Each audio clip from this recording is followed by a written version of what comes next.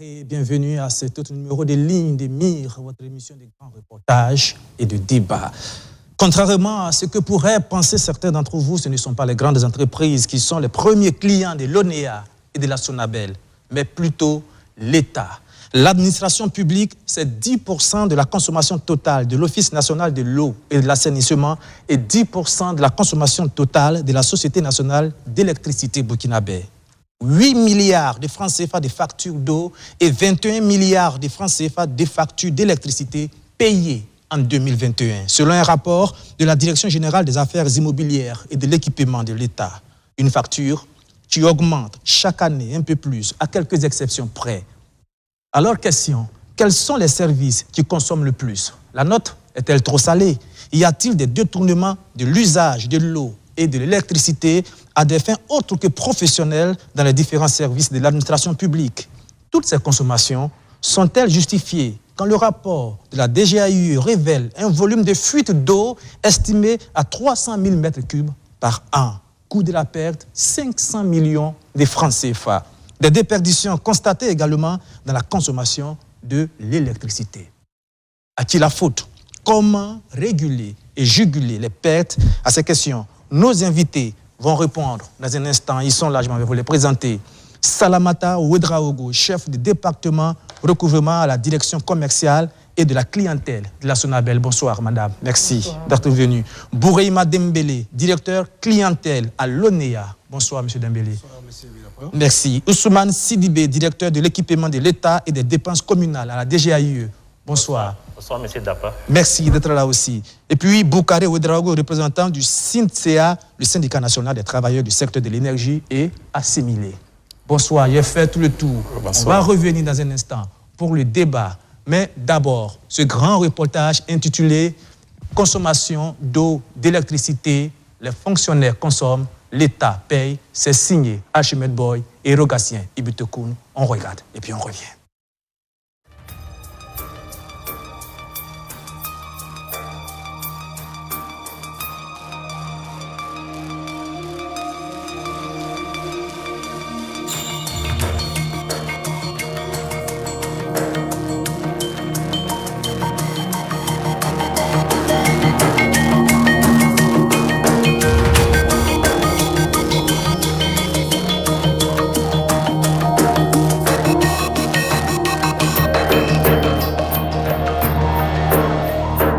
Parmi les plus gros consommateurs d'eau de l'État burkinabé figure le camp militaire Ouézin Koulibaly de Bobo-Dioulasso, le camp militaire Guillaume, la présidence du Faso et la maison de la culture de Bobo-Dioulasso.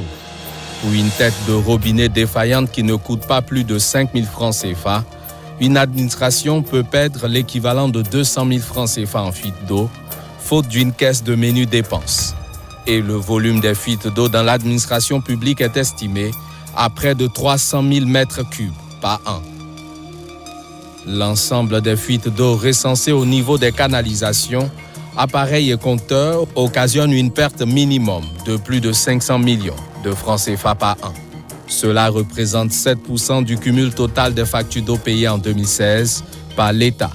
Une facture estimée à près de 7 milliards 500 millions de francs CFA, dans laquelle le ministère de la Défense à lui seul représentait à cette époque 2 milliards de francs CFA, soit 30% de l'ensemble d'eau consommée, 18% pour le ministère de la Santé, avec une facture d'1 milliard de francs CFA, et 17% pour la présidence du Faso, avec une facture d'1 milliard de francs CFA. Ces informations émanent d'un audit de la Direction générale des affaires immobilières et de l'équipement de l'État, qui note une hausse de la facture d'eau de l'administration publique burkinabé au cours des 5 dernières années. Elle est passée de 7 milliards de francs CFA en 2017 à plus de 8 milliards de francs CFA en 2021, soit un taux d'accroissement annuel de près de 5%. En plus des fuites d'eau, l'accroissement du nombre de nouveaux abonnés et du nombre d'agents publics, la facturation des abonnements inactifs, la vétusté de certains abonnements de l'administration constituent les principales causes de l'augmentation de la facture d'eau de l'État. À ces facteurs, il faut ajouter les abus, notamment la revente de l'eau de l'État par des privés, son utilisation pour le lavage des véhicules via des raccords, du linge ou pour le jardinage. Ce phénomène se constate dans les restaurants et kiosques situés dans certains services ou dans leur voisinage et représente une perte de plus de 181 millions de francs CFA par an, soit près de 3% du montant des factures. Pour résoudre la question des fuites d'eau, un décret a été mis en place en 2016.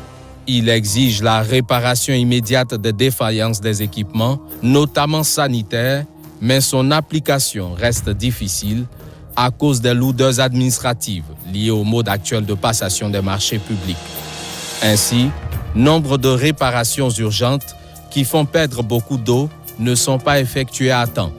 Une véritable politique d'économie d'eau dans l'administration publique s'impose, surtout dans ce contexte où le gouvernement veut réduire le train de vie de l'État. Elle passe premièrement par l'instauration de caisses de menu dépenses, surtout en province, afin de pouvoir procéder en urgence au dépannage qui occasionne des fuites importantes d'eau.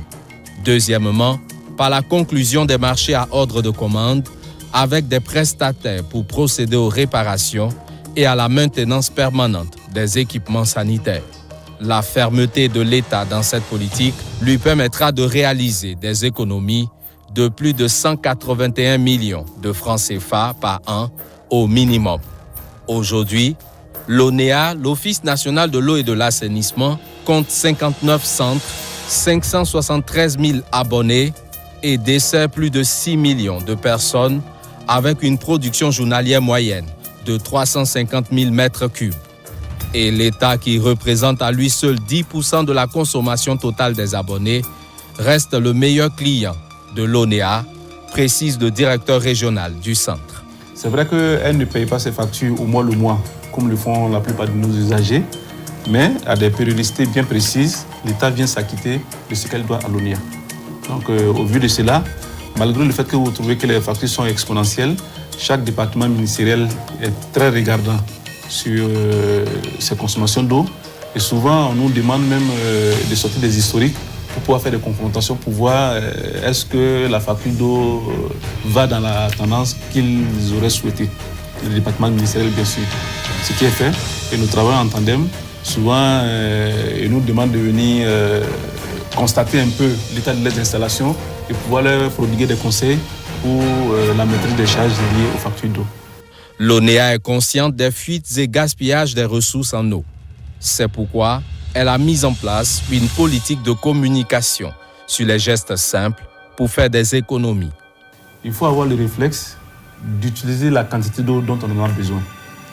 On voit aussi bien dans l'administration que dans les domiciles des robinets qui sont ouverts à fond pour juste laver un véhicule ou bien même pour nettoyer la maison.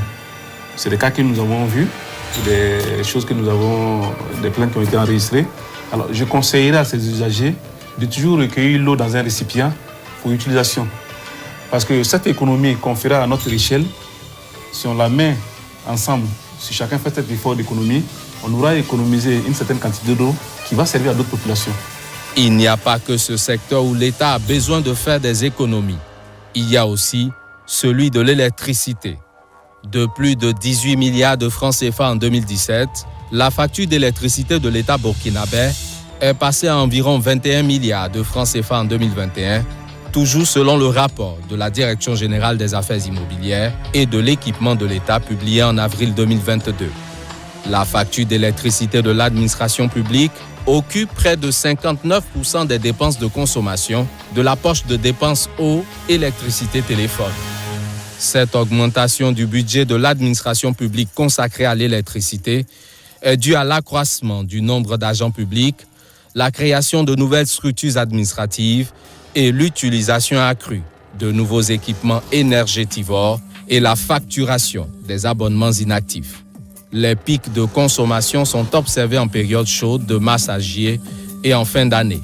La période où la consommation de l'administration publique a connu une baisse chiffrée à 400 millions de francs CFA fut de 2018 à 2019 à l'occasion de la mise en œuvre des mesures de rationalisation, des mesures en lien avec l'audit de la DGAIE sur les abonnements publics aux contrôles inopinés de l'utilisation de ces abonnements qui ont permis l'assainissement des abonnements en électricité, le réajustement des facteurs de puissance de certains abonnés, la résiliation des compteurs inactifs et la séparation de compteurs.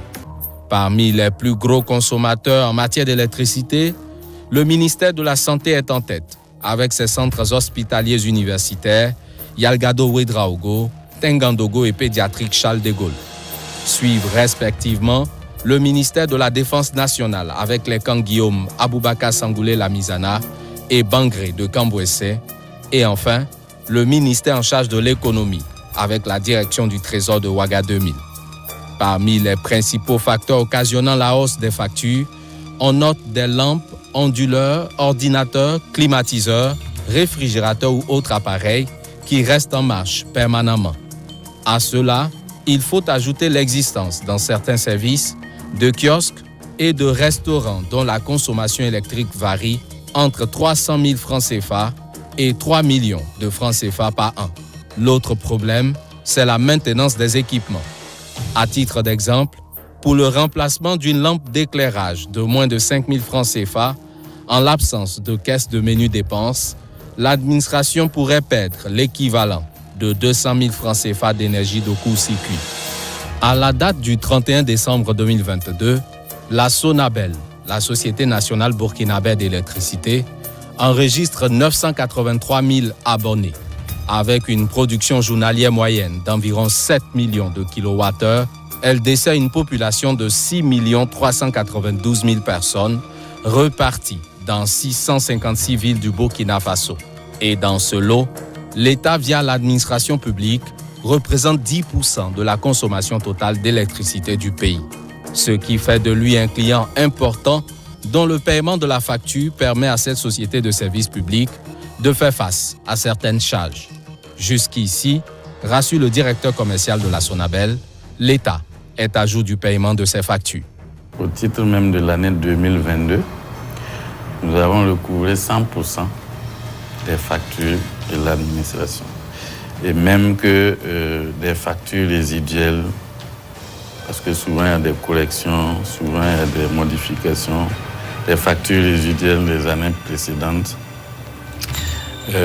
aussi bien de consommation que pour des travaux que Sonabel a réalisés au profit de l'État, ont fait l'objet de paiements, en tout cas au cours de cet exercice budgétaire 2022. Pour réduire ces dépenses, l'État a engagé une politique d'économie d'énergie à l'endroit des usagers, basée sur des campagnes de sensibilisation avec des messages précis. Économiser l'énergie, ça veut dire quoi? Ça veut dire qu'il ne faut l'utiliser que quand on en a besoin. Il n'est pas rare qu'on oublie d'éteindre des lampes quand on sort de ce choix. Il n'est pas rare qu'on oublie d'arrêter des ventilateurs, des climatiseurs. Donc tout ça, c'est des mesures, c'est des choses qui contribuent à accroître inutilement la demande parce qu'on est en train de produire, en train de consommer, mais ça ne rend aucun service. Ça, ce n'est pas bien pour l'économie nationale. En ce qui concerne les équipements de froid, parce qu'en période de chaleur, c'est surtout les équipements de froid qu'il faut utiliser. Souvent, les gens ont tendance à, quand c'est froid, on arrête. Ensuite, c'est pas économique. Parce qu'un frigo, quand vous le laissez brancher tout le temps, il consomme moins que quand vous le branchez, vous l'arrêtez, vous le branchez, vous l'arrêtez.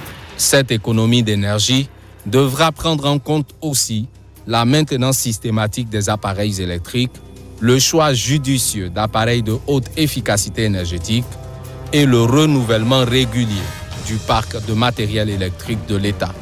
Une politique qui lui permettra, selon certains experts, d'économiser plus de 2 milliards de francs CFA par an.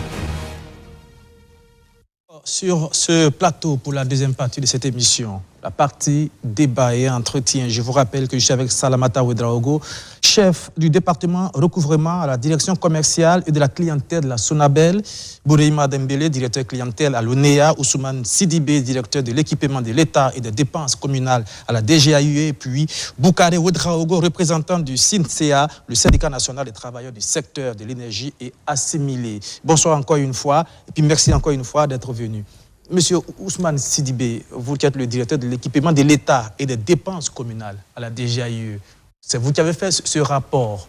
8 milliards de francs CFA de factures d'eau en 2021, 21 milliards de francs CFA de factures d'électricité en 2021. Est-ce que, selon vos calculs, ces factures sont-elles trop élevées comparativement au fonctionnement de l'administration publique? Ok, merci. Ou est-ce qu'on est dans les normes? Ok, merci bien, M. Dapa. Donc, en tout cas, votre reportage est édifiant sur les questions de l'eau et de l'électricité. Comme vous l'avez dit, 8 milliards pour l'eau et 21 milliards pour l'électricité. En dehors de toute norme définie, nous reconnaissons en tout cas que c'est élevé. Pourquoi c'est élevé? Bon, si nous regardons les ressources du pays par rapport à ces montants, donc nous trouvons que nous pouvons faire mieux. Deuxièmement aussi, si nous regardons dans la pratique de l'administration, souvent comme on a eu à le souligner dans les reportages, souvent ne pas éteindre les lumières de telle sorte que nous le constatons sur le terrain. Donc nous nous disons que si nous adoptons des gestes qui vont vers des économies, nous pouvons faire mieux. En tout cas, nous reconnaissons que ces factures sont vraiment élevées et qu'on peut faire des économies sur ces montants.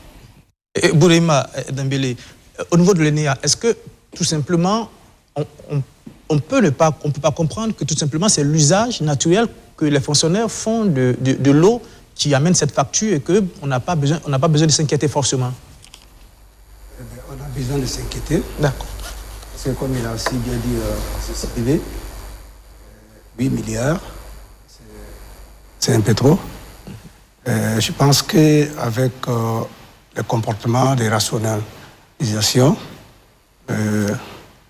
la gestion efficiente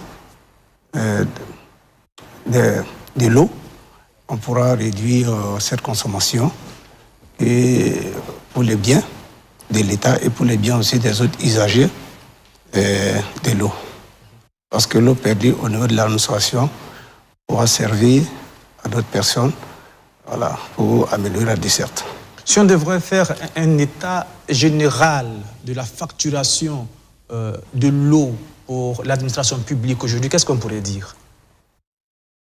D'état général, je peux dire par rapport à 2021, je prends la facturation de 2022, nous avons enregistré une baisse de 5% grâce aux actions et aux efforts conjugués de part et d'autre, que ce soit au niveau de l'administration, que ce soit à notre niveau. Voilà. Ce que vous dites, c'est qu'entre 2021 et 2022, oui, il y a eu une baisse de la consommation d'eau dans l'administration publique de l'ordre de 5%. 5,82%. Donc près de 6%. Près de 6%. Madame Ouedraogo Salimata, oui, au niveau de l'électricité, parce que là-bas c'est 21 milliards quand même. Oui. 21 milliards, c'est pas rien. Oui. C'est quoi? Est-ce que c'est normal quand on voit peut-être l'augmentation du nombre de fonctionnaires chaque année et l'utilisation de la climatisation? On est dans un pays où il fait régulièrement chaud. Est-ce que 21 milliards, c'est exagéré ou est-ce que cela rentre dans les normes de la consommation au niveau de l'administration publique? Ce qu'il faut dire par rapport à la consommation d'électricité, effectivement, vous voyez que 21 milliards, c'est énorme. Et il faut dire à ce sujet que depuis un bout de temps, avec les différents acteurs avec qui nous travaillons, et nous avons des échanges pour justement améliorer la consommation au niveau de l'administration. Et M. Sidibé est mieux placé pour revenir là-dessus, parce que depuis pratiquement 2014, où nous avons entrepris des démarches, c'est-à-dire ramener au niveau de chaque ministère les abonnés qui concernent les ministères et également que chacun puisse vérifier les compteurs qu'ils ont à leur niveau et nous permettre de faire des modifications. Donc, depuis près de 4 ou 5 ans, et on travaille en relation avec la DGAU et les ministères. Comment se fait la facturation dans l'administration publique? Comment vous posez le compteur? Pour les particuliers, on sait comment ça se passe. Vous louez une maison, vous partez voir la Sonabel, on vient, on vous fixe un compteur, vous payez vos factures. Au niveau de l'administration publique, comment ça se passe? Est-ce que ça se fait bureau par bureau, service par service? Et comment est-ce qu'on note tout cela pour pouvoir faire la facture? Au niveau de l'administration publique, il faut dire qu'il y a une réglementation et qui nous permet justement de venir aux besoins de l'État. Et la DGAU est mieux placée que nos structures pour aborder ce sujet parce qu'il y a un texte qui réglemente cela. Ousmane Sidibé, vous avez été interpellé à deux reprises. Est-ce que vous pouvez nous donner quelques explications, quelques précisions pour que nos téléspectateurs puissent comprendre comment se fait la facturation de l'électricité, comment on pose les compteurs au niveau de l'administration publique? Ok, merci bien, monsieur Dapa. Comme Mme Ouédraogo l'a dit, il y a un texte qui réglemente cette procédure. Il s'agit du décret 2016-876 du 14 septembre 2016 exactement. Donc, avant ce texte, qu'est-ce qui se passait? Toutes les demandes de branchement étaient centralisées au niveau du ministère en charge des Finances. Ça veut dire quoi? Si un ministère a besoin d'un branchement, je prends le cas du ministère de l'Éducation nationale dans une école, ils écrivent au ministre des Finances qui écrit au directeur général de la Sonabel pour autoriser ces branchements. Donc, sur la base de cette lettre, avec les éléments d'information, notamment les références de la parcelle, les bénéficiaires, la Sonabel fait la pose du compteur. Ça, c'était avant 2017, avant ce décret. Maintenant, avec le décret 2016-876 et en prélude à l'avènement du budget programme, là où on a tenté de responsabiliser chaque ordonnateur, il a été procédé à une décentralisation de cette procédure. Actuellement, qu'est-ce qui se passe? Chaque ministre ou président d'institution est ordonnateur de son budget, donc il est à même de demander, comment on appelle ça, un branchement. Donc ce n'est plus centralisé au ministère d'achat des Finances, mais c'est chaque ministre, quand il y a les besoins se posent, il écrit au DG de la Sonabel et il demande le branchement. Donc, sur la base des informations fournies, la Sonabel fait la pause et procède à la facturation. Je pense qu'elle est mensuelle, à l'image des ménages. C'est la même chose pour l'ONEA aussi. L'ONEA. Vous voulez ajouter quelque chose? Oui, je veux ajouter que, après cette procédure, Sonabel fait les facturations de l'ensemble des abonnés de l'État par ministère. Et nous regroupons par ministère les factures de toute l'étendue du territoire et nous transmettons à chaque ministère les consommations du mois. Et nous facturons, nous transmettons les factures au ministère et nous faisons un état récapitulatif à chaque fin de mois que nous transmettons également à la DGAU pour le suivi des factures. Ce que vous dites, c'est que vous donnez une facture au ministère concerné et une facture à la DGAU. Un cumul des consommations par ministère. Par ministère, voilà. Et on ressort... Chaque mois, vous faites ça? Chaque mois, nous le faisons et nous transmettons l'état à la DGAU pour le suivi. Ce que vous dites, c'est que, par exemple, si on prend un ministère comme le ministère de l'Éducation nationale, vous récupérez les factures que vous faites pour les écoles, pour les bureaux, dans les provinces, les régions, les communes, et tout cela, vous regroupez et vous adressez cette facturation au ministère de l'Éducation nationale. Non, les communes ne font pas partie. C'est uniquement les consommations du ministère de l'Éducation nationale, ministère. Je vais dire, quand il parle de communes, les écoles qui sont dans les communes sont concernées. C'est ça? Oui. Voilà, c'est de ça que je parle.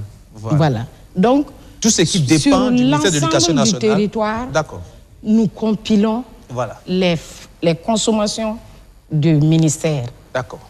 Et Et cette compilation nous amène à faire une facture globale pour le ministère concerné. D'accord.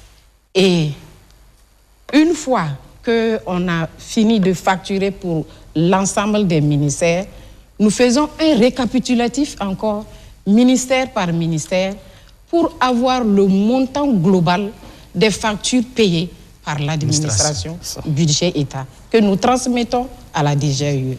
À l'ONEA, c'est le même procédé, j'imagine. À l'ONEA, c'est le même procédé.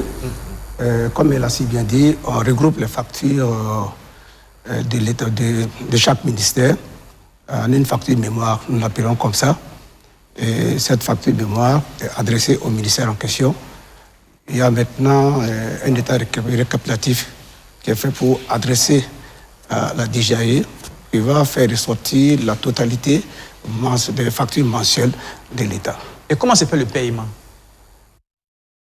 Ok. Oui. Le paiement se fait par ministère, comme elle l'a dit. Donc, chaque ministère procède au règlement de ses factures. Maintenant, ce qu'elle a dit, en fait, la DGAE est chargée du suivi de l'ensemble, puisque c'est la DGAE qui est chargée de la réglementation en matière d'eau, d'accès des téléphones. Donc, nous récapitulons, nous faisons des études et nous assurons un suivi, en fait, global. C'est l'objectif. Chaque ministère et institution, à partir des années, je pense que ça a été progressif. Ce qu'il faut dire, avant aussi, tout était géré au ministère des Finances, le paiement était géré là-bas. Mais après, quand nous avons déconcentré les compteurs, nous avons déconcentré aussi les paiements. Donc, chaque ministère procède au règlement de l'ensemble de ses factures. Boucaré Ouedraogo, vous qui êtes syndicaliste, vous avez suivi le reportage il y a un instant. Oui. Et on a remarqué qu'il y a beaucoup de choses à reprocher à l'administration publique, notamment dans l'utilisation de l'eau et de l'électricité. Il y a aussi la téléphonie aussi, on n'en a pas parlé, mais on va en parler avec la DGAE dans un instant. Et on voit qu'il y a une grande responsabilité tout de même des travailleurs dans l'augmentation parfois anormale des factures d'eau et d'électricité, ne serait-ce que dans le comportement de chaque fonctionnaire. Oui, effectivement, vous avez parfaitement raison. Et dans votre intervention, vous avez relevé quelque chose qui est très important. La facturation se fait, par exemple, par le ministère. C'est-à-dire qu'il aurait fallu, si on arrive à bien diagnostiquer le problème, si on veut réellement rentrer dans le fond du problème, pour voir c'est où il y a les déperditions au niveau de l'énergie, puisqu'il faut de l'énergie pour que les gens puissent fonctionner. Ça, voilà. Maintenant, quand on prend le ministère, vous avez un comptage, par exemple, pour tout le ministère. Bon, c'est-à-dire que dans la pratique, vous avez demandé est-ce qu'il y a un compteur par service ou tout ça. Il n'y en a pas. Vous ne pouvez pas sortir, par exemple, dans le ministère pour dire que c'est tel service, par exemple, qui consomme de l'énergie. Alors qu'il aurait fallu pouvoir faire cela et voir par rapport aux activités de ce service-là, est-ce que ce qu'il consomme, c'est réellement ce dont il a besoin pour fonctionner ou bien il y a de l'abus. Parce qu'il y a ça qu'il faut faire. Sinon, effectivement, il y a de l'abus au niveau de nous, les travailleurs, comme ça a été dit. Des fois, à la pause, on oublie d'arrêter les climatiseurs, on n'arrête pas les lampes, alors que je sois à la maison, c'est pas sûr qu'on se comporte de cette manière. Bon, et malheureusement aussi, quand vous prenez par exemple les pauses, elles ne sont pas bien organisées parce que les gens ne prennent pas les pauses au même moment. Ça fait qu'à tout moment, il y a des gens dans les bureaux. Bon, les heures de descente ne sont pas respectées. Quand il fait chaud, les gens préfèrent rester au bureau jusqu'à 17h, même si on dit qu'on descend à 15h30. Mais c'est compréhensible. Un peu tard. Oui. Alors qu'ils ne doivent plus être là-bas parce que... Normalement. Et là, ça augmente la facture. Ah oui, normalement. Tout ça, c'est des choses que l'on constate. Et maintenant, ce qu'il faut faire, il y a des solutions. Il y a des solutions au niveau des travailleurs, c'est de sensibiliser les gens.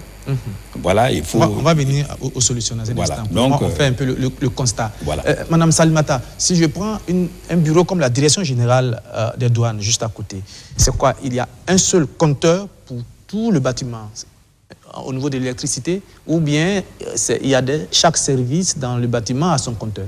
Non. Tout le bâtiment qui a son compteur? Oui. D'accord, donc c'est une facturation globale de tout le bâtiment. Oui, ce qu'il dit, bien, oui. Quand il dit on le comprend, c'est-à-dire qu'on ne peut pas savoir quel service fait peut-être un peu de gaspillage, puisque c'est tout le bâtiment, tout le monde est responsable. Oui. Au niveau de l'eau aussi, c'est la même chose? C'est la même chose, c'est un seul compteur, mais le calibrage est fait en fonction des besoins. Le calibrage est fait voilà, en fonction du besoin. Au niveau de l'eau, ce qu'il faut noter, c'est une tranche unique qui est appliquée au niveau de l'administration, que ce soit plusieurs compteurs ou pas, ça revient pratiquement à la même chose. Voilà. Alors, tous, vous êtes d'accord, vous l'avez dit au début de l'émission, le coût est trop élevé, est trop salé. Et dans l'émission, on l'a regardé, il y a plusieurs causes à cela. On va aller cause par cause, surtout au niveau de l'eau. Le volume de fuite d'eau par an, 300 000 mètres cubes de fuite d'eau par an. Ça fait près de 500 millions de francs CFA. Comment est-ce qu'on explique ça? Bon, la fuite d'eau, généralement, comme il a si bien dit dans son intervention, il y a la vétusté des installations. La vétusté des installations. Et ça, c'est la responsabilité de qui? Ça, c'est la responsabilité de l'ONEA? Non, pas de l'ONEA. Ah. L'ONEA ne gère pas les installations internes du client. Non, attendez, expliquez mieux pour qu'on puisse comprendre. Je vais parler directement. Expliquez bien. Okay, ça, c'est de l'essor de l'administration. Voilà, la réparation des installations défaillantes. Donc, la vétusté de l'installation, ça ne dépend pas de l'ONEA. Voilà. D'accord. Il y a l'utilisation aussi abusive de l'eau. Je disais tantôt non rationnelle, par les usagers et puis les travailleurs de l'administration. Je dis usagers parce qu'il n'y a pas que les travailleurs qui utilisent l'eau. Il y a des usagers qui viennent. Je prends le cas du camp, des différents camps, où l'eau est utilisée parfois par beaucoup de personnes, des gens qui ne sont peut-être pas même du camp. Mais est-ce que dans les camps, il n'y a pas un fonctionnement particulier? Parce qu'un camp militaire, ce n'est pas la même chose que les autres services civils. Bon, je ne sais pas, peut-être que les civils pourront... Il y a des camps où il y a des militaires qui logent dedans. Et puis il y a des militaires qui logent. Voilà, donc il y a peut-être tout ça qu'il faut voir. Ce n'est pas seulement le camp, mais aussi les familles des militaires qui logent dans... Alors, donc, dans les camps militaires, il y a des familles des militaires qui logent là-bas. Toutes ces factures sont payées par les familles ou par le ministère de la Défense? Déjà eu. Ok, bon, il faut dire qu'en décembre, nous avons eu une rencontre de sensibilisation avec les différents acteurs, notamment ceux que nous appelons les grands consommateurs, parmi lesquels il y a le ministère de la Défense. Bon, des explications. De la santé. Voilà, la santé, il y a la présidence du FASO. La présidence du FASO. Donc, au niveau du ministère de la Défense, il est ressorti qu'en tout cas, que les habitants des camps, il y a un montant qui est retenu sur, comme on appelle, les rémunérations pour faire face souvent aux dépenses d'eau, d'électricité et même de la maison. Voilà, de la maison dans laquelle il habite. Maintenant, c'est, comment on appelle, est-ce que l'utilisation est fonction du montant payé? La question que je pose, c'est que si moi, M. Dapa, je suis militaire, j'habite dans un camp militaire avec ma femme et mes enfants, on loge là-bas dans une maison, est-ce que c'est moi qui paye ma facture d'eau et ma facture d'électricité, ou est-ce que c'est le camp militaire, donc le ministère de la Défense, qui paye ma facture d'eau et ma facture d'électricité? Bon, c'est le ministère de la Défense qui paie la facture d'eau et d'électricité. Comme je l'ai dit, ce n'est pas gratuit, puisqu'il y a des retenues qui sont opérées pour faire face à ces dépenses, notamment le coût de la maison, bon, la location de la maison et évidemment l'eau et l'électricité. Quand vous dites utilisation abusive d'eau, quand vous expliquez pourquoi parfois la consommation est peut-être trop salée, c'est quoi l'utilisation abusive d'eau? Concrètement, vous parlez de quoi? Je prends un exemple. L'arrosage des plantes. L'arrosage des plantes. Ou peut-être le dispositif qu'on a n'est pas peut-être adapté. Ne permet pas. Vous allez continuer. Est-ce que quand vous avez regardé l'élément, oui. Excusez-moi, vous avez vu dans l'élément, c'est un rapport oui, qu'on a déposé et qui coule. Et l'eau coule. Ça, c'est l'utilisation abusive de l'eau. C'est un exemple. Voilà. Alors, on va venir pour plus de précisions. Au niveau de la DGAIE, vous qui faites les audits et les rapports, est-ce que dans un service de l'administration publique, je prends un bureau ou un bâtiment où il y a de la verdure, je suppose que l'administration a le droit d'utiliser l'eau à son sein pour arroser la jardinerie. C'est ça. C'est autorisé, c'est ça? C'est autorisé, oui. Mais il faut, comme on le dit, une utilisation rationnelle et responsable, comme on le dit. Il ne faut pas déposer les tuyaux et puis aller vaquer à autre chose. Aussi, s'il y a par exemple un forage ou d'autres moyens de recycler l'eau pour pouvoir, on a vu ces cas, souvent au niveau du ministère de la Défense, ils recyclent l'eau pour pouvoir arroser les jardins. Sinon, c'est autorisé, mais il faut une utilisation rationnelle et responsable. Autant cela est aussi dans les lavages des véhicules. Comme on l'a dit, dans les reportages, on a suggéré d'utiliser un récipient au lieu d'utiliser les jets d'eau. Est-ce que le lavage des véhicules, est-ce qu'on a le droit de prendre l'eau d'un service pour laver son véhicule personnel? Non, j'ai oublié de préciser, c'est les véhicules de l'État. Sinon, la réglementation est formelle. Les véhicules des particuliers ne sont pas autorisés à être lavés par l'eau de l'administration. Est-ce que... Oui, allez-y. Oui, mais il y a eu même une circulaire en 2023 du ministre des Finances qui a été signée. Et cette circulaire rappelle le respect de cette disposition.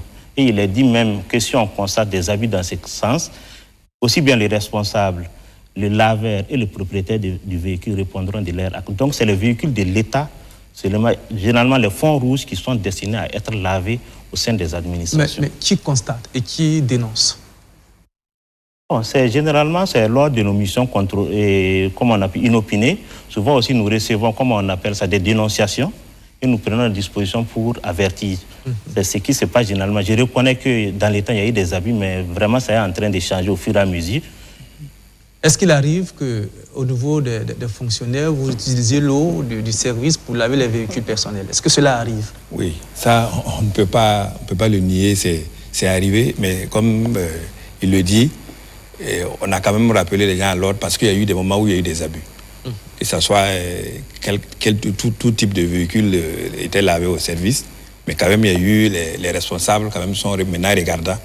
Voilà, parce que sûrement c'est aussi à cause de leur contrôle inopiné et autres là.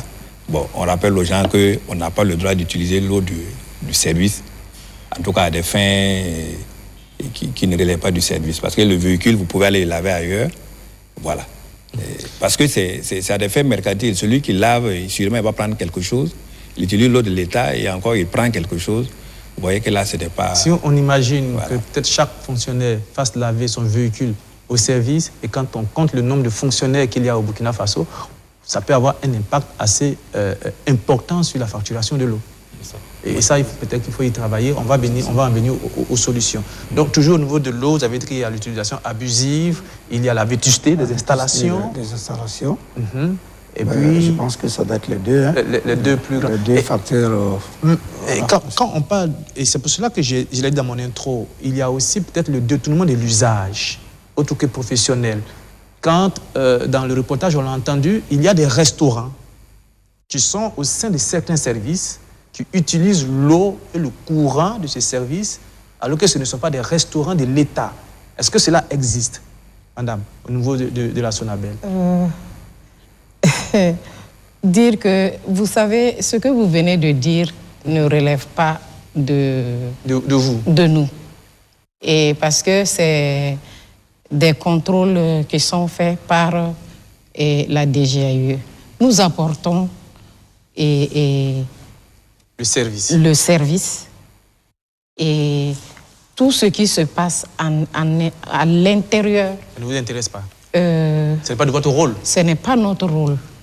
Je pense que... C'est-à-dire que vous installez, mais ce n'est pas à vous de contrôler. Voilà. On ne peut pas être jugé parti. Voilà. C'est vous dire effectivement que nous accompagnons l'État, si éventuellement il y a des recensements à faire ou bien des audits.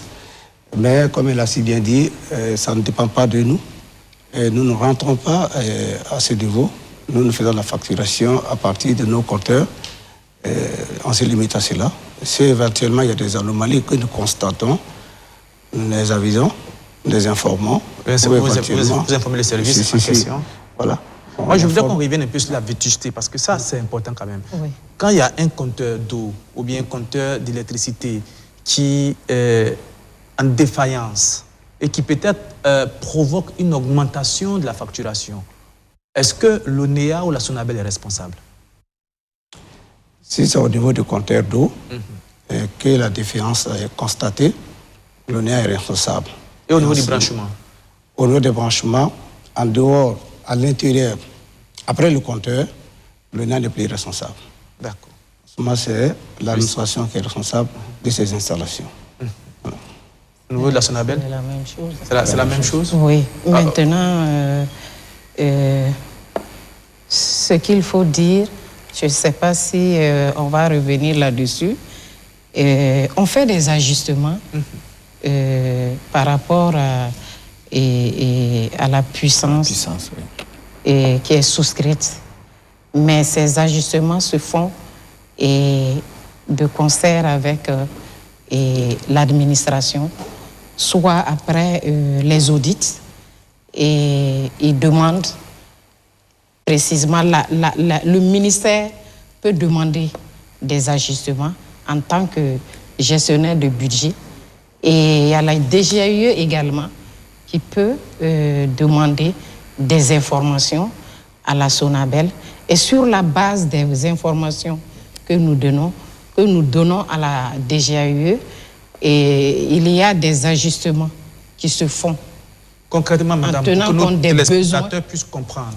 Quand vous parlez d'ajustement de puissance, concrètement, qu'est-ce que cela signifie? Qu'est-ce que cela a comme impact? Prenons une télévision comme BF1, qui est peut-être une administration publique, entre griffes, on est des privés, donc on ne nous fait pas de cadeaux en griffes. Supposons qu'on est une administration publique. Oui. Vous dites réajustement de puissance au niveau des compteurs et que cela peut avoir un impact sur la facturation. Concrètement, comment on peut l'expliquer? Prenez des exemples terre à terre pour que nos téléspectateurs puissent comprendre. Oui, ou bien, allez-y. Okay. Bon, oui, je vais rebondir sur ce que Madame Ouédraogo a dit. L'ajustement des facteurs de puissance, c'est quoi? En fait, quand on souscrit à une puissance, on demande de souscrire à une puissance optimale. Si vous souscrivez à une trop grande puissance, il y a des pénalités.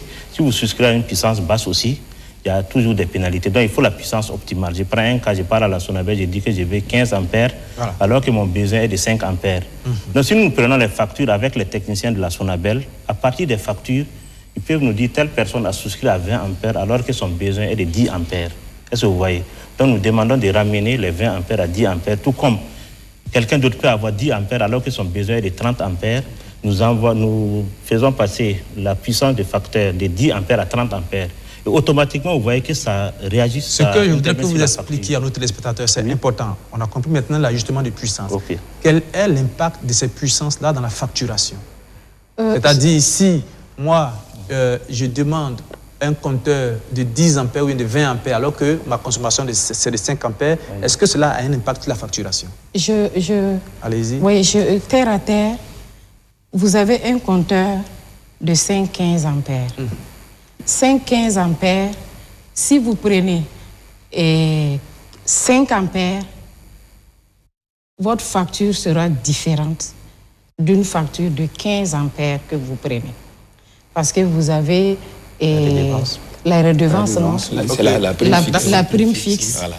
Et qui fait la différence. La prime fixe de 5 ampères est différente de la prime fixe de 15 ampères parce que c'est graduel.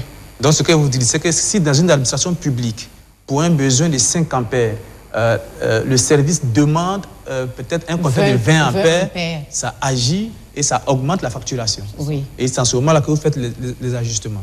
Oui, si on fait l'ajustement, justement, après les audits et à la demande soit du ministère, parce que le ministère peut nous demander de faire des ajustements parce que ils ont un technicien qui a donné des conseils et ils viennent vers nous pour nous dire de faire des ajustements ou un audit de la DGAE qui nous recommande de faire des ajustements. Je voudrais qu'on revienne sur le cas des restaurants, de la commercialisation, parfois de l'eau, de l'électricité, dans les services publics et qui sont, j'appelle cela le détournement de l'usage de ces services autres que professionnels.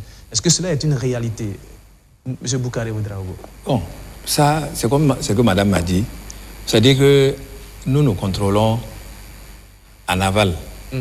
C'est-à-dire, lorsque ce qui se fait après notre compteur, nous n'avons pas la possibilité d'aller dire aux clients, voilà ce qu'il faut faire. Sauf si on remarque des dysfonctionnements techniques. Mais ça, ce n'est pas un dysfonctionnement technique. Puisque quand vous arrivez dans une administration, vous ne pouvez pas savoir toutes les entités qui sont dans l'administration, là, est-ce qu'ils sont branchés, par exemple, sur le compteur de ces... Parce que je connais des services où il y a des restaurants qui ont des compteurs. Ça, il y en a. Oui, non, on ne jette pas d'anathème sur les restaurants dans les services publics. Voilà. Soyons assez précis là-dessus. Oui. Déjà, est-ce que ça existe vraiment? Est-ce qu'il arrive que des restaurants c'est-à-dire que des services privés utilisent et le courant, et l'eau, et peut-être et le téléphone de l'administration publique à des fins personnels. Oui, ça existe. Bon, c'est même c'est l'objectif de nos contrôles inopinés, c'est pour pouvoir détecter ces structures qui utilisent l'eau de l'administration à des fins privées et procéder à leur débranchement. Parce que le décret 2008 est formel. Toute utilisation à des fins privées est proscrite et sanctionnée par la loi. Donc, les restaurants, les maquis qui sont installés au sein des administrations doivent souscrire à leur propre abonnement. Et je vous dis, avec le contrôle inopiné, les cas sont rares de nos jours. Et vraiment, quand vous rentrez, vous allez voir les restaurants qui prennent, en tout cas, comme on le dit, leurs compteurs d'eau et leurs compteurs d'électricité. Et nous les accompagnons dans ce sens. Et quand il arrive que ces restaurants utilisent l'eau, l'électricité, le téléphone de ces services, c'est avec l'autorisation, peut-être avec la complicité de qui? Bon, c'est... Du chef de service, du patron des lieux, ou comment ça se passe?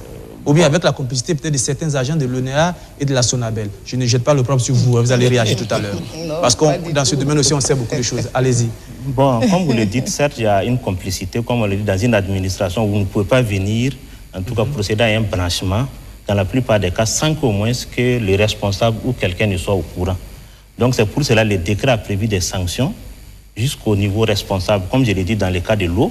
Si on prend quelqu'un en train de laver un véhicule privé avec l'eau de l'administration, en tout cas que ce soit les responsables, les laveurs et même le propriétaire du véhicule, sont choses. Mais comme je l'ai dit, pour les cas des restaurants et des maquis, je vous assure que les cas sont vraiment rares parce que ça fait près de 5 ans que nous faisons les contrôles inopinés et quand nous relevons un cas, nous repartons et nous adressons des correspondances aux premiers responsables pour attirer l'attention souvent des ministres pour dire qu'il y a telle structure qui autorise en tout cas l'utilisation de l'eau à des fins privées et des dispositions doivent être prises pour vraiment mettre fin. Et généralement, ça porte des fruits. Étant donné qu'on les accompagne même avec l'ONEA et la Sonabel afin qu'ils aient leurs propres compteurs. Ok.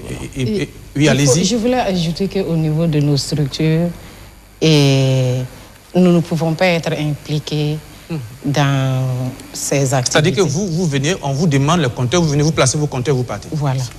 Tout ce qui se passe en interne... Ça ne vous intéresse pas? C'est pas que ça ne nous intéresse pas, mais nous... ce n'est pas votre rôle, je veux dire. Voilà, c'est pas votre rôle. On n'est pas impliqué, c'est pas on n'est pas impliqué, on n'est pas... D'accord. On se limite au compteur, le raccordement interne. Ça, c'est l'administration qui fait le raccordement interne. Donc, vous vous posez le compteur, le raccordement interne. Et quand il y a des pannes sur le compteur, là, vous êtes responsable? Bien sûr. Oui. Et là, comment vous réagissez? Parce que cela aussi peut causer une augmentation de la facturation. Parfois, il arrive que quand on vous informe, vous ne veniez pas à temps pour réparer, par exemple, les pannes qui sont sur le compteur. Ça peut arriver. Bon. Oui, ça peut arriver. Je parle au nom de la Sonabel. C'est un peu différent. Parce que vous prenez un ministère donné, dès qu'il y a une panne, à la première minute, on est saisi. Si dans les heures qui suivent, il n'y a pas de solution, M. Sidibé sera saisi. Et il va également pour voir un peu l'urgence et voir dans quelle mesure on peut prendre les dispositions pour réguler ça rapidement. Donc, chez nous, la matière n'est pas... oui, ce n'est pas la matière physique, c'est de l'énergie. Maintenant, au niveau de l'eau, ça c'est autre chose. Et parce que parfois, il arrive qu'on voit des pannes et qu'on se renseigne pourquoi cette panne-là est là depuis 2-3 jours, et puis qu'on nous réponde, c'est l'ONEA qui n'est pas venu, ou les services de l'ONEA qui ne sont pas venus assez tôt pour les réparations. Cela arrive aussi parfois. Bon, les pannes dont vous parlez plutôt des fuites alors. Oui, des fuites d'eau. Quand la fuite est après le compteur, nous on n'est pas responsable. C'est-à-dire que même si on appelle l'ONEA pour cette panne, l'ONEA ne peut rien faire. L'ONEA intervient dans les pannes au niveau du compteur et des pannes qui sont sur les réseaux à l'extérieur. Et les fuites constatées à l'extérieur qui sont avant le compteur ne sont pas répercutées chez le client. Le client ne reçoit pas cette facture parce que l'eau n'est pas passée au niveau du compteur. Mais quelqu'un paye. Quelqu'un paye. Et qui? Mais qui paye? Parce que forcément quelqu'un paye. C'est une perte pour l'ONEA. Ah, c'est une perte sèche. Une perte sèche pour l'ONEA. Et on travaille à ce qu'effectivement on soit réactif pour la réparation de ces fuites. Et que ça, parfois, on le voit à certains endroits. C'est vrai que de plus en plus, c'est rare, mais on le constate parfois, où l'endroit est toujours humide. C'est l'ONEA, c'est une perche pour l'ONEA. Et nous travaillons vraiment à corriger cela. C'est vrai que ce n'est pas toujours évident, surtout que parfois, ce n'est pas signalé à temps aussi. Tout à fait. Oui, ce que je voudrais dire, c'est que, bon, la différence entre nous et l'ONEA, dans le reportage, par exemple, on a parlé des fuites d'eau qui greffent vraiment le budget. Et ça, c'est visible. Malheureusement, chez nous, les électrons, on ne les voit pas. Mais chez nous aussi, il y a des fuites. Que ce soit chez les particuliers ou dans l'administration, si les installations ne sont pas bien faites, il y aura des fuites. Et malheureusement, ces fuites, on ne les voit pas. Mais le compteur, lui, il voit ces fuites. Et il enregistre. C'est-à-dire que vous ne consommez pas, mais le compteur, il voit le courant qui sort. Il y a par exemple, bon, comme on n'est pas encore arrivé dans les solutions, sinon il y a un certain nombre d'équipements que vous pouvez utiliser et qui ne fonctionnent pas, mais pendant qu'ils ne fonctionnent pas, ils continuent de consommer. Et comment on explique ça? Bon. Parce que quand c'est chez vous à la maison, on court pour chercher l'origine du problème. Dans l'administration publique, parfois, on se dit, bon, écoutez, de toutes les manières, ce n'est pas moi qui paye, c'est qu'il y a une erreur parce qu'on paye tous avec nos impôts. Voilà. C'est ce que j'ai dit. Bon, peut-être quand on va arriver dans les solutions, et nous, en tout cas, en tant que travailleurs, on a des propositions à faire parce que des fois, l'utilisation irrationnelle, là, des fois, ne dépend pas uniquement du travailleur. Au niveau de l'ONEA, par exemple, mais aussi au niveau de la Sonabel, vous avez la facturation dans une administration publique, un service. Je prends toujours l'exemple de la Direction générale de la douane qui est là. Et vous connaissez relativement un peu comment chaque fin de mois ce service consomme. S'il arrive que vos agents viennent vous présenter une facture qui est passée du simple au triple, ou bien du simple au double, est-ce que cela éveille votre curiosité? Est-ce que vous cherchez à savoir ce qui se passe ou vous, de toutes les manières, vous attendez votre argent à la fin du mois?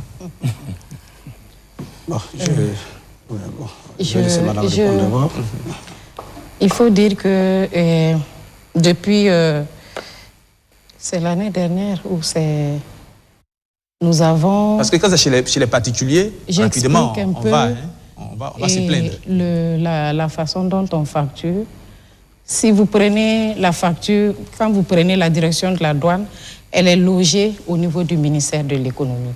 Mais il y a une police pour la direction de la douane ou un numéro d'abonné.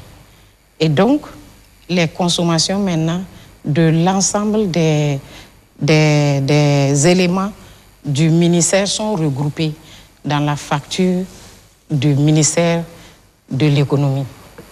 Et donc, si vous avez par exemple le ministère ou la douane, la facture est élevée, cette facture-là, nous transmettons l'état récapitulatif et la facture individuelle aux payeurs.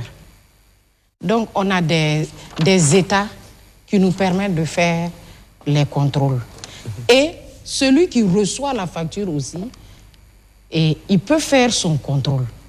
C'est-à-dire qu'à notre niveau, c'est-à-dire avant de transmettre la facture au client, si nous nous rendons compte, par exemple, qu'un client a une facture qui a doublé ou triplé, et on essaie de voir quel est le problème.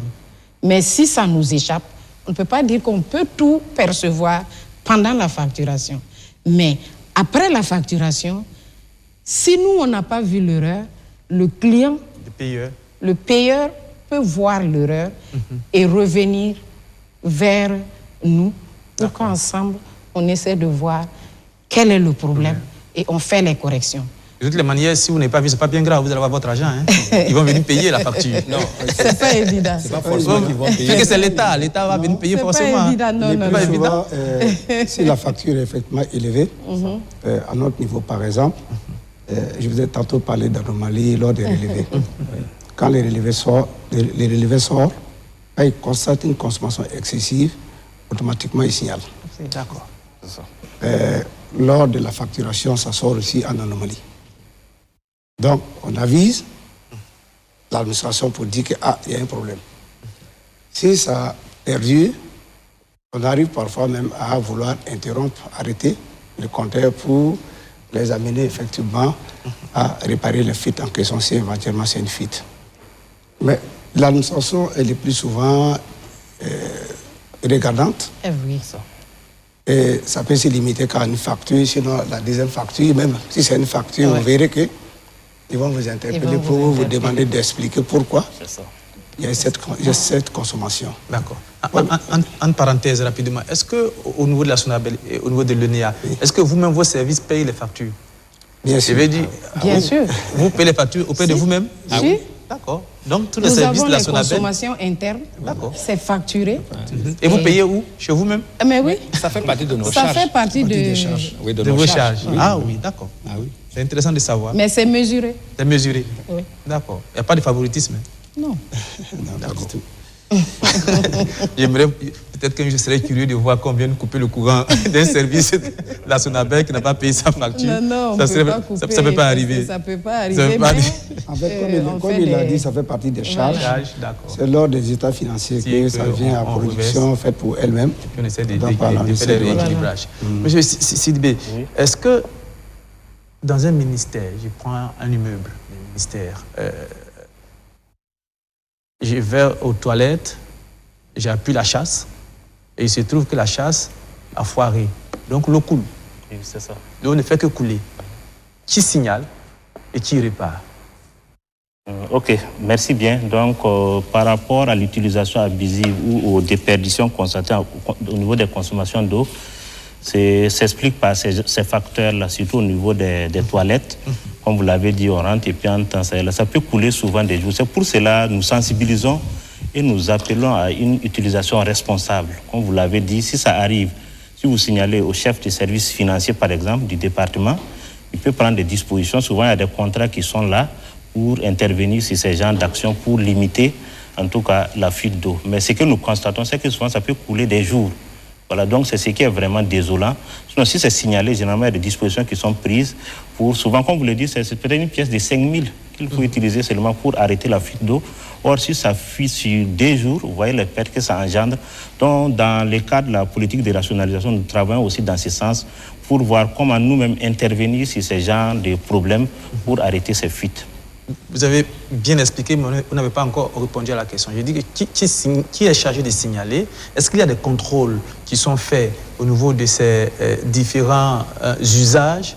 Et puis, c'est peut-être une petite panne, où il faut peut-être 5 000 francs, on l'a vu dans le reportage. Oui. Comment est-ce que le processus de maintenance ou de réparation se fait? Est-ce que c'est trop lourd et c'est ce qui fait que ça prend du temps? Est-ce qu'il a parlé de mini-caisses, de dépenses? Comment le processus se met en marche? C'est la question que je pose. Oui, comme vous l'avez dit, moi je pense qu'au niveau du signalement, ça dit ce sont les agents. Les agents, on nous appelle à la responsabilité de chacun. Si vous passez, vous voyez l'eau qui coule, au moins signaler. Voilà, signaler.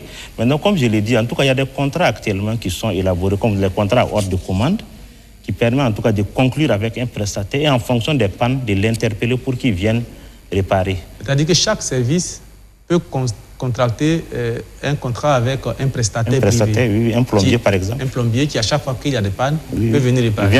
Il vient réparer. Par exemple, quand vous avez pris le cas de la Direction générale des douanes, ces cas, ils peuvent contracter par un contrat de 10 millions avec un plombier pour ces cas. Chaque fois qu'il y a un problème, on l'appelle, il vient, il intervient et il l'arrête. Au fur et à mesure. Et on le paye. On le paye. D'accord. Et c'est rapide? C'est rapide. C'est comme on le dit, c'est à ordre de commande. Donc, dès que le problème est constaté, il fait la facture. Dès qu'il intervient, on le paye. On n'attend pas la fin totale des 10 millions pour le payer. Voilà. D'accord. Et dans aussi les problèmes qui font que les factures augmentent, il y a un qui a retenu mon attention, dit revente de l'eau par des privés. Comment cela peut se faire? C'est-à-dire que des privés prennent de l'eau de l'administration publique et revendre cela. Est-ce que cela est possible?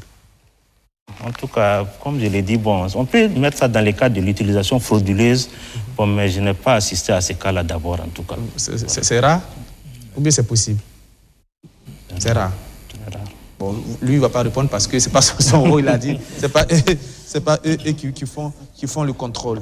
D'accord. Au niveau des rapports de la DGAIE, on voit que, et je vous ai posé la question, vous allez expliquer, les grands services de l'État qui sont les plus grands consommateurs, c'est la défense, la santé et puis la présidence du FASO. Oui, oui. Qu'est-ce qui explique que ce sont ces trois-là qui sont en tête? OK. Donc, comme vous avez dit, au niveau de l'eau, nous retrouvons, comme on l'a dit, le ministère de la Santé, le ministère de la Défense et la présidence du FASO. Bon, je pense que ça s'explique. Hein. Comme on le dit, nous, on les appelle les grands consommateurs. Mais comme on le dit, grands consommateurs, je ne veux pas dire les grands gaspilleurs. Si on regarde par le ministère de la Défense en fonction de leur effectif, on ne peut pas les comparer à un autre ministère. Donc, maintenant, leur identification nous permet, pour les actions de rationalisation, de savoir vers où aller. Comme je l'ai dit, l'année passée, nous avons eu des campagnes de sensibilisation à l'installation de ces grands consommateurs. Vous l'avez dit, ministère de la Santé, ministère de la Défense, président du FASO, ministère des Finances. Donc, c'est dans ce cadre-là que nous les identifions pour pouvoir mener des actions en leur faveur. Le ministère de la Santé et le ministère de la Défense, ça peut peut-être s'expliquer. Oui, oui. Au niveau de la présidence, on se pose des questions. Bon, présidence du FASO, il faut dire qu'il y a des camps qui sont rattachés à la présidence du FASO. Des camps qui sont rattachés, parce que quand vous regardez, c'est au niveau de l'eau qu'il figure parmi les trois grands consommateurs. Sinon, dans les autres, ils ne ressortent pas.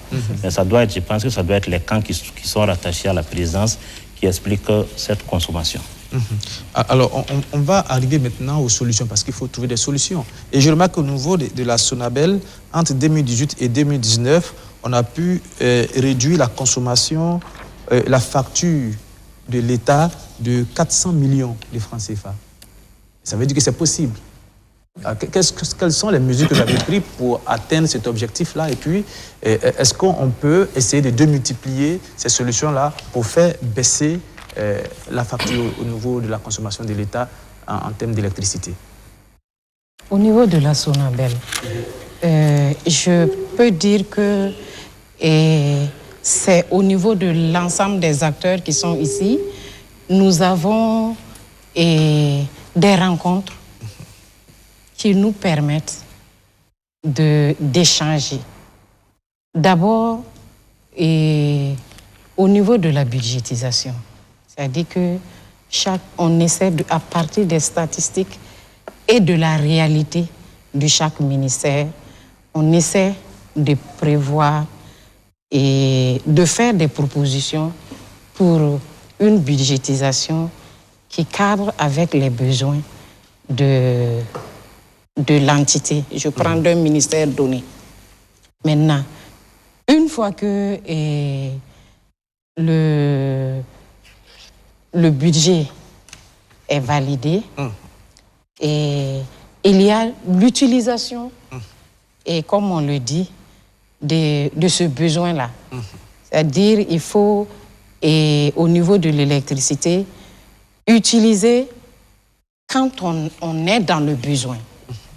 Parce que quand vous regardez, au niveau même du reportage, vous l'avez ressorti, il y en a qui quittent les bureaux, qui n'arrêtent pas ni le climatiseur, ni même la lumière. Ni la lumière. Donc, conséquence, ça va augmenter ça va augmenter les factures. La consommation. Mais comme au niveau de chaque ministère, on a un budget qui est alloué, je pense que les acteurs sont regardants au niveau du budget. Parce que si vous n'arrivez même pas à la moitié de l'année et vous avez fini votre budget, il y a un problème. Ah, d'accord. Donc, actuellement, les gens sont regardants sur le budget alloué. Et en fonction de ça, je pense qu'au niveau des ministères, les mesures sont prises pour amoindrir la facture de l'électricité. Au niveau de l'ONEA, on est dans les solutions comme ça. C'est une solution, une des solutions. Une des solutions. Au-delà de l'ONEA, ce qu'elle vient de dire tout de suite, nous avons des rencontres d'échange annuelles. Une rencontre d'échange annuelle avec la DGAI. Et lors de cette rencontre, nous essayons effectivement de faire le budget de l'eau et nous donnons des conseils aux principaux acteurs qui viennent à la rencontre. Généralement, la rencontre, ce sont les DAF, ce sont les gestionnaires de l'eau au niveau des différents ministères qui viennent. Donc nous leur prodiguons des conseils quant à l'utilisation rationnelle de l'eau. Et aussi, nous accompagnons l'État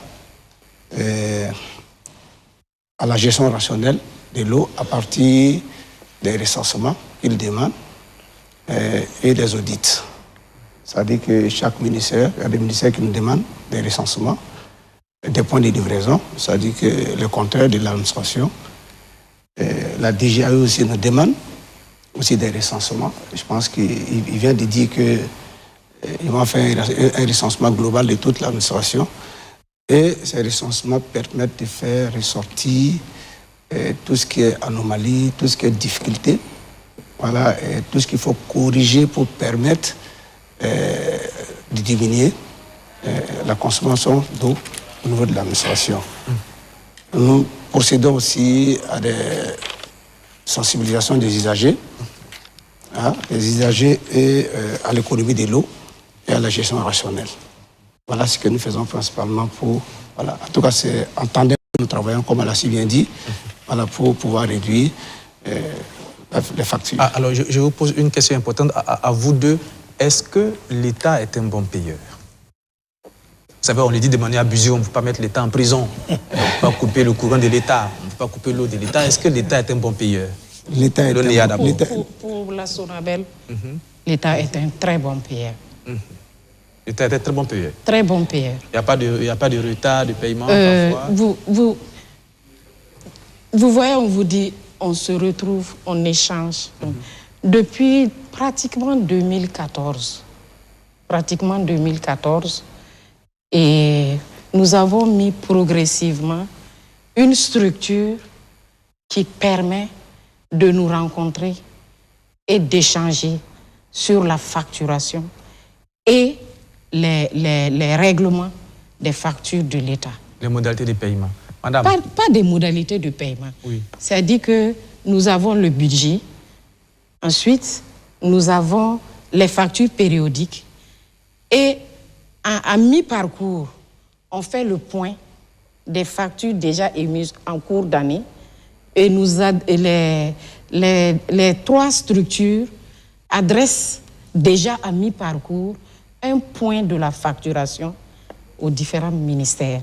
Madame, on est en 2023. Oui. Aujourd'hui, c'est le 17 mai 2023. Oui. Est-ce qu'il y a des services de l'État qui sont en retard de paiement de les factures d'électricité? On est en 2023. On est pratiquement... Il faut dire... Vous savez que au niveau de la facturation des deux structures, nous avons un petit décalage de facturation. On est pratiquement en train de transmettre les factures de mars 2023. Et il y a la mise en place en début d'année, les règlements sont un peu lents. Il faut vers mi-juin en allant pour avoir vraiment pour ressentir la facturation de l'État. Je reviens, je précise que les règlements aussi se font par antériorité. J'explique. Vous prenez dès le premier trimestre et les ministères payent les factures antérieures avant de payer les factures de 2023. J'explique. C'est-à-dire que si en 2023, il y a un ministère par manque de budget, parce qu'il y a un budget qui est alloué à chaque ministère, si le ministère a fini son budget avant de payer toutes les factures, et en 2023, il a un nouveau budget, et sur la base de ce nouveau budget, le ministère paye d'abord les factures antérieures à 2023 avant de payer les factures de 2023. Donc, quand nous, on regarde un peu la facture et les règlements, je constate que, par exemple, les factures antérieures à 2023 sont déjà réglées. La majorité des factures sont déjà réglées et quelques factures de janvier, février, quelques factures. Mais on est, pour le moment, en train de transmettre les factures de mars 2023. Mars, ça va quand même. En ce qui concerne Sonabel. D'accord. Et au niveau de l'ONEA? Bon, au niveau de l'ONEA, je peux dire que l'État est un bon payeur, mais nous, on n'est pas à 100%. Nous sommes à 93-57% des taux de recouvrement. C'est déjà bon. 93, 45. Voilà. Mais d'ici la fin de l'année, généralement, l'État nous paye ce qu'il doit. Ok, voilà. D'accord. Donc, l'État est un bon payeur, si on vous écoute. Est-ce qu'une question un peu, peut-être, est-ce qu'il peut arriver que la Sonabel aille couper le courant d'un service de l'État parce qu'il y a un retard de paiement? C'est pas possible. Hein? Parce que quand c'est nous les particuliers, là, vous y allez très fort. Hein? Est-ce que c'est arrivé une fois déjà? D'aller couper? Oui. Bon, je ne pense pas. Je suis vous presque en fin de carrière. D'accord. Vous n'avez pas encore vécu ça? Je n'ai pas vu. D'accord. Mais il faut dire que c'est dû au fait que... Il y a des rencontres. Il y a des rencontres. Quand il y a un problème, on échange. Il y a beaucoup de dialogue. Pour trouver des solutions. Donc, je pense que... Et ce qu'il ne faut pas oublier, nous sommes un enfant de l'État. C'est des sociétés d'État. Vous êtes des sociétés d'État, mais vous êtes des sociétés qui devaient vivre aussi. Parce que si, après, à un moment donné, l'État vous doit trop et que vous n'avez pas assez d'argent, vous allez faire faillite. Bien, ce sera difficile de bien faire votre travail. Ça aussi, c'est une réalité. Je pense que ça se fait. Ça se fait. D'accord. Donc, l'État est un bon payeur. Je pense que tout le monde le sait. Il faudrait qu'on fasse une émission avec l'ONEA et puis la Sonabel sur les factures des particuliers, parce que là, il y a beaucoup de choses à dire. Ce n'est pas le sujet de cette émission, parce que là, il y a beaucoup de choses à dire, il y a beaucoup de plaintes, il y a beaucoup d'inexplications, d'incompréhensions, des factures parfois qui varient du simple au double, et c'est parfois difficile, et parfois on n'a même pas d'interlocuteur. Il y a aussi le comportement des agents, qui sont parfois désagréables, qu'on peut vous renseigner, mais ce n'est pas le sujet de cette émission. Mais on va y revenir une autre fois. On espère que vous allez envoyer des représentants aussi pour venir expliquer aux Burkinabés qui ont le droit de comprendre et de savoir. On est en train de venir aux solutions, on est en train de finir. Nous, en tant que partenaires sociaux, ce n'est pas tellement le budget alloué qui est important pour nous. C'est de voir qu'est-ce qu'il faut faire même pour que ce budget-là puisse baisser. Parce qu'on a reconnu que 21 milliards, c'est beaucoup. C'est beaucoup, hein, c'est beaucoup. 21 milliards en une année. Donc, il y a quand même des pistes de solutions à court terme, à moyen terme et à long terme. À court terme, il faut sensibiliser, comme on a dit ici, il faut sensibiliser. Mais nous proposons qu'on puisse, par exemple, désigner par ministère un correspondant énergie-eau, quelqu'un qui, peut-être en plus de son travail, se charge chaque jour de vérifier, voir est-ce que les installations marchent correctement. Ça n'existe pas dans les ministères? Bon, c'est les agents qui signalent, mais il n'y a pas quelqu'un comme ça en tant que responsable. Surtout que parfois les agents ne savent pas à qui signaler. On peut demander des comptes. Par exemple, un robinet qui coule pendant une semaine, 2 semaines, et que ce n'est pas fait, vous demandez les comptes à qui? Si personne dit qu'il a vu, vous demandez les comptes à qui? Moi, je me dis que, bon, en tout cas, nous, on pense que s'il y a la responsabilisation là, qu'on responsabilise pour même voir pendant les pauses, est-ce que les lampes sont éteintes, est-ce que les climatiseurs fonctionnent. Ça, c'est des choses que l'on peut faire à court terme, la sensibilisation. D'accord.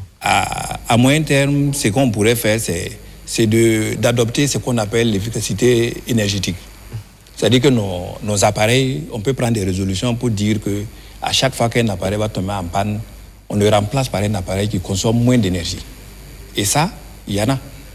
On a remplacé les néons par des LED, par exemple, dans les ministères. Il y a eu le ministère de l'Énergie avait pris celui de remplacer. Et même, on a étendu ça même au niveau des installations domestiques, où on a remplacé les néons là par des LED qui ne consomment pas. Et actuellement, au niveau de la climatisation, vous avez ce qu'on appelle les climatiseurs inverteurs, qui consomment moins d'énergie et pour le même rendement que les climatiseurs de maintenant. On peut prendre les résolutions pour dire qu'à chaque fois peut-être qu'un climatiseur va se gâter, au lieu qu'on le répare, on le remplace par exemple par un climatiseur inverteur qui va consommer moins que ce qu'on consomme présentement. Et peut-être à long terme, c'est de revoir même la politique de construction. Il y a des moyens écologiques présentement de construire des bâtiments qui vont moins consommer. Et si vous prenez, peut-être que les grands ministères, ça serait un peu difficile, mais quand vous prenez les services déconcentrés au niveau provincial ou bien régional, que ce soit par exemple les préfectures, la construction des mairies, les écoles, les dispensaires. Il y a ce qu'on appelle par exemple la voûte nubienne, qui est un modèle de construction moins cher. Par exemple, nos écoles, on peut opter pour ça. Moins cher et qui ne consomme pas de l'énergie. En tout cas, qui consomme moins. Si vous prenez une construction actuelle avec béton et tôle et autres charpentes, peut-être qu'elle va consommer, cette construction-là va consommer peut-être 10 fois plus qu'une construction avec... Il faut de la volonté politique. Voilà. Donc, à terme, il faut peut-être venir à ça.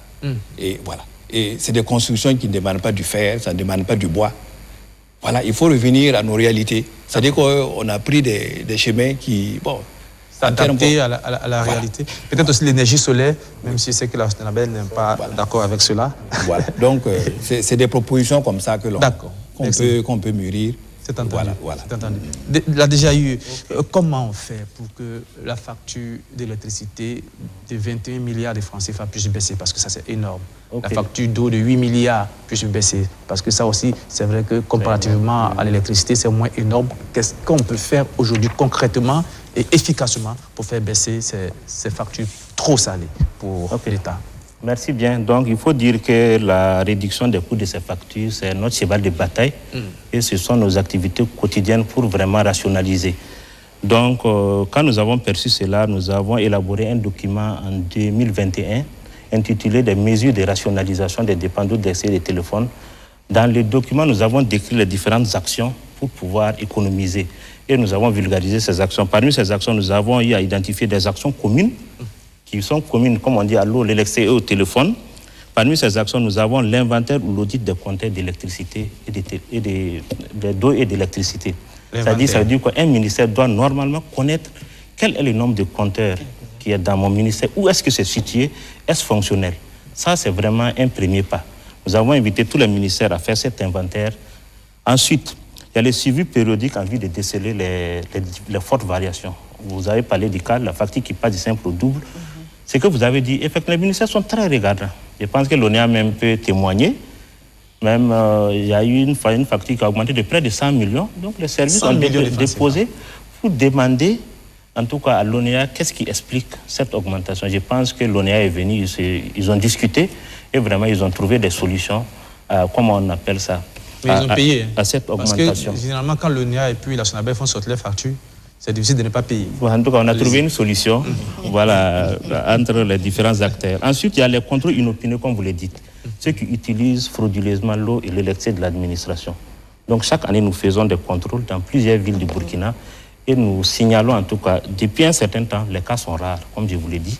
Chaque année, on découvrait des cas, mais ces derniers temps, souvent, nous partons dans des villes, il y a 0 cas d'utilisation. Les restaurants nous montrent leurs compteurs, nous vérifions leurs factures. Est-ce que puisqu'il peut arriver qu'ils installent le compteur et puis ils ne l'utilisent pas. Donc nous demandons à voir les factures, nous présentent les factures et si c'est vérifié, donc en tout cas nous leur autorisons à utiliser leur propre électricité. Il y a ensuite les formations et la sensibilisation. Donc ça c'est vraiment, nous mettons l'accent là-dessus. Chaque année nous organisons des séances de formation où nous invitons l'ONEA et la SONABEL souvent de venir nous expliquer en tout cas comment rationaliser. Ils nous montrent les gestes simples qui permettent de rationaliser.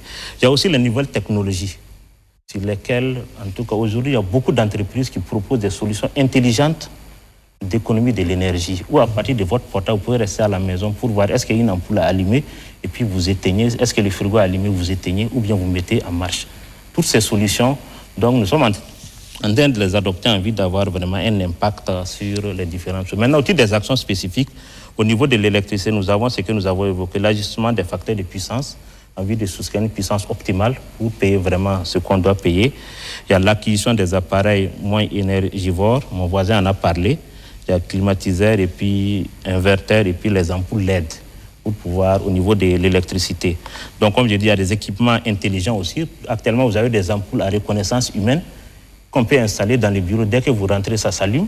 Si vous sortez, ça s'éteint. Ça, par exemple, ça, ce sont des on solutions. peut peut-être prendre la décision d'installer ces ampoules dans toutes les administrations publiques. L'administration, c'est ça. Nous là, comme ça, il n'y a pas, j'ai oublié d'éteindre, j'étais pressé. Ou voilà, même au niveau des lavabos, au lieu d'aller appuyer un bouton, on arrive, on place sa main, l'eau vient, on lave.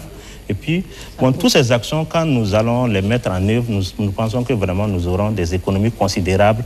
Au-delà de cela, vous avez évoqué le cas de l'énergie solaire, qui qui est en expérimentation. Mais au niveau de l'eau, nous avons un programme de construction de forages. Cette année, au titre de 2023, nous envisageons de construire 20 forages dans des sites à forte concentration humaine.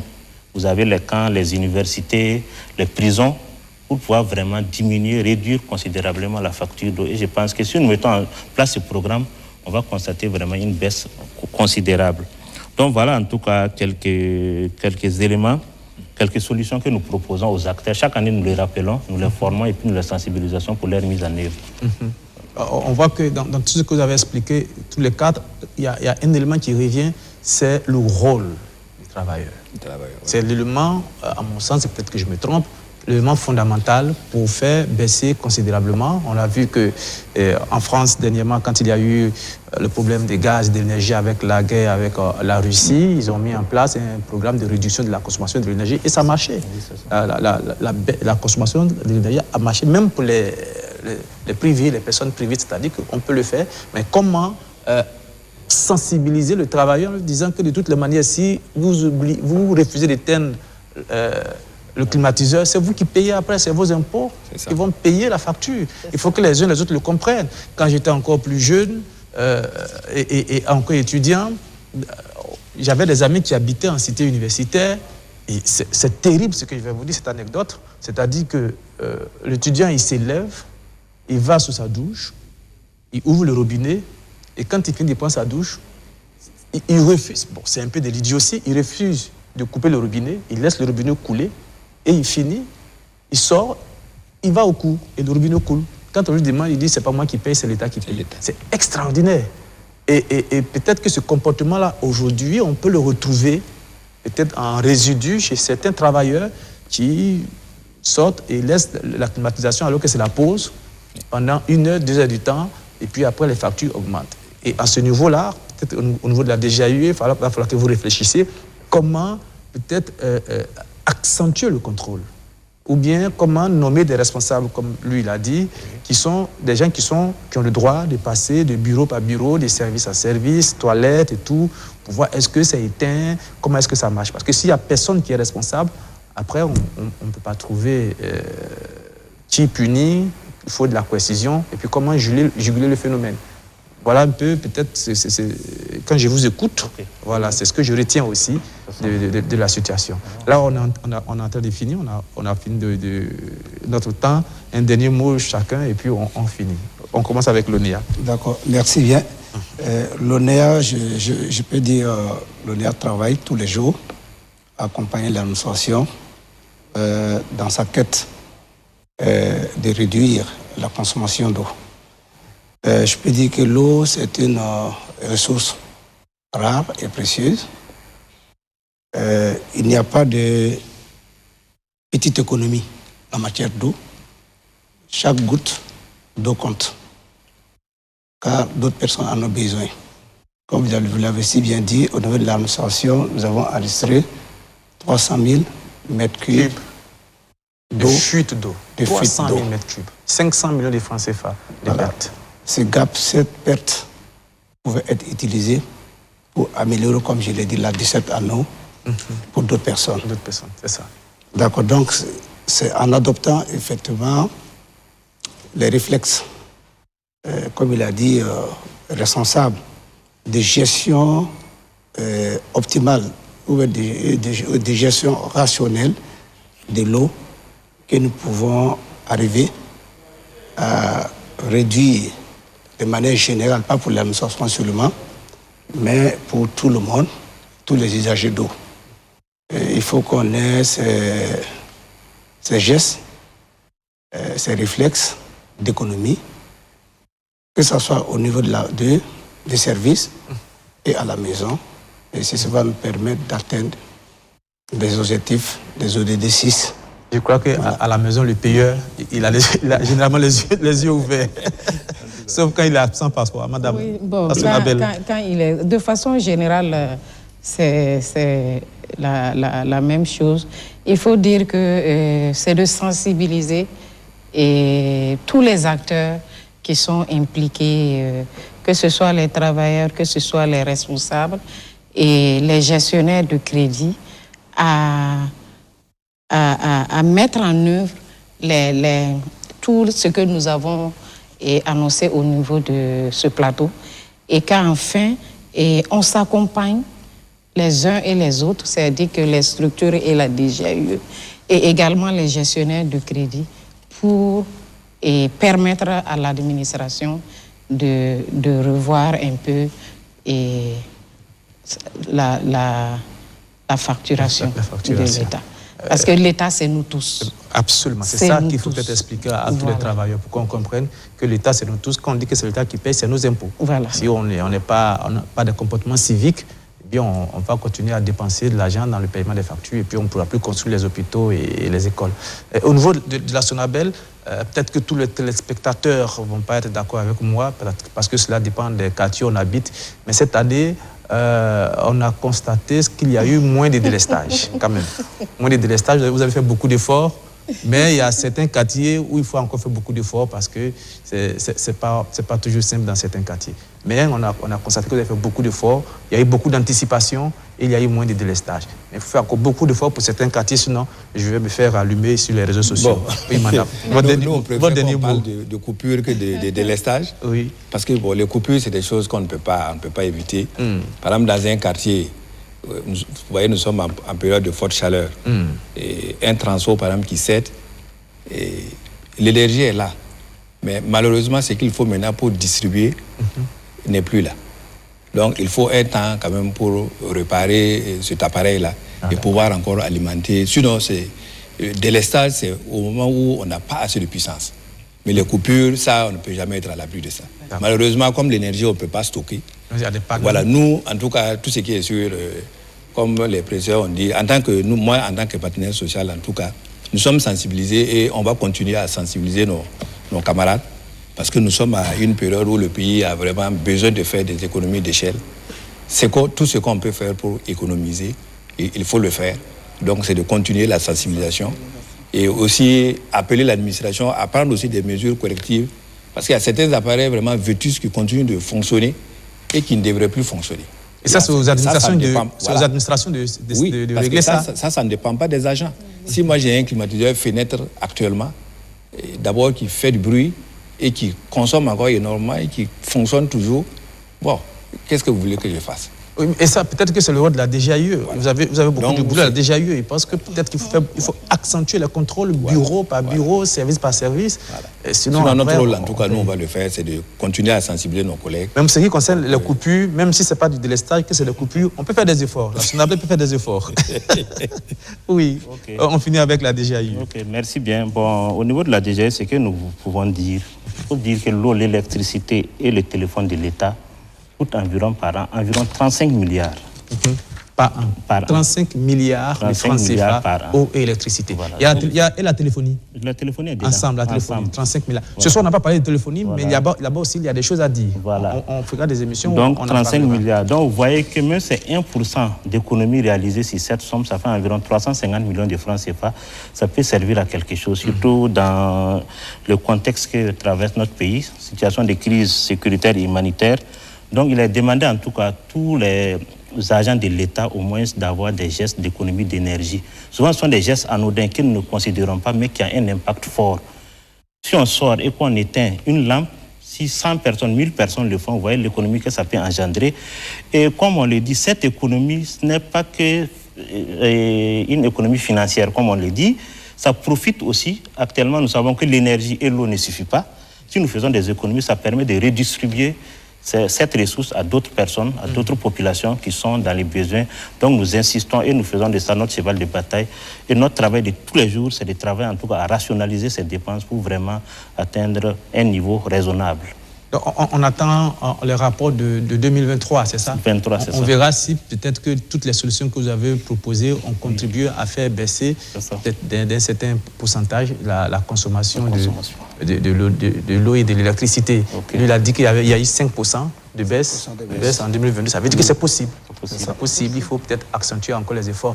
Vous disiez, on entend définir, c'est juste pour rire, qu'il y a des fonctionnaires qui restent au bureau un peu tard la nuit parce qu'on a en mars avril. Peut-être que ça n'a vu qu'il a décidé de faire des heures sup. On va lui en vouloir. Oui, mais les heures sup, on fait ça avec l'accord du supérieur hiérarchique. Bon, sinon, c'est vous ne vrai. pouvez pas décider de rester au bureau et faire des heures supplémentaires si vous n'avez pas l'autorisation. Sinon, ça ne sera pas payé. Oui, je dis cela juste pour vous taquiner.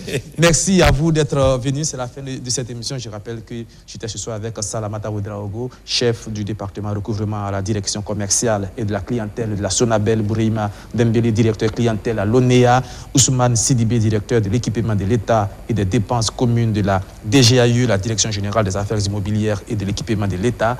Et puis avec Boukare Ouedraogo, représentant le SYNCA, le syndicat national des travailleurs du secteur de l'énergie et assimilé. Nous parlions ce soir de la note trop salée des factures d'eau et d'électricité pour l'État, l'administration publique. On a fait le constat, on a aussi entendu les causes et puis les propositions de solutions. Merci de nous avoir suivis. C'est la fin de ce numéro de Ligne des Mires. Rendez-vous donc le mois prochain pour notre numéro de Ligne des Mires, votre émission de grands reportages et de débats. Bonsoir.